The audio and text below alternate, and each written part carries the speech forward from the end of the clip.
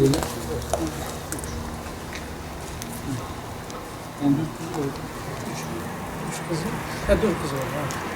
على صراط مستقيم تنزيل العزيز الرحيم لتنذر قوما ما أنذر آباؤهم ومن خلفهم سدا فأغشيناهم فهم لا يبصرون ما قدموا وآثارهم وكل شيء أحصيناه في إمام مبين صدق الله العظيم الله أكبر بسم الله الرحمن الرحيم قل هو الله أحد الله الصمد لم يلد ولم يولد ولم يكن له كفوا أحد الله أكبر الذي يوسوس في صدور الناس من الجنة والناس لا إله إلا الله والله أكبر ولله الحمد صراط الذين أنعمت عليهم غير المغضوب عليهم ولا الضالين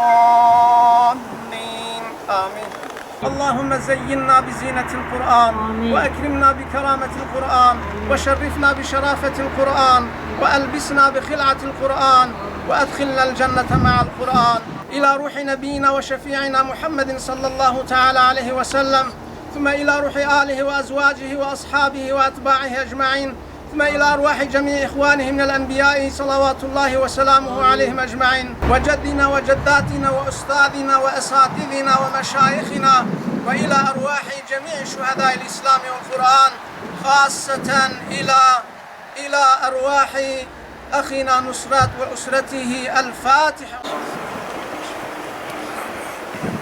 İnşallah ailece çok duracak. Güzel bir dostluk, kardeş kaybı. İnşallah onlar kazanır. Makamına, sosyal statüsüne bakmıyor. Herkes onun için eşit derecede, herkes kardeş. Kardeşle bir muameleyi. Günümüzde çok rastladığımız gibi fakiri ayrı, zengini ayrı ya da işte rütbeliye ayrı, rütbesize ayrı, okunuşa ayrı, garibe ayrı bir muamelesi yok. Yüzümüz tanıyor insanlar. Bugün inşallah bu onun ihlasını, onun samimiyetinin nişanesi, işareti. Allah'a emanet olun. Sağ ol abi. Zaten biz buralara bahis, biz bahis buraları. Hiçbiri yok ya abi. Yarın biz bahis buraları.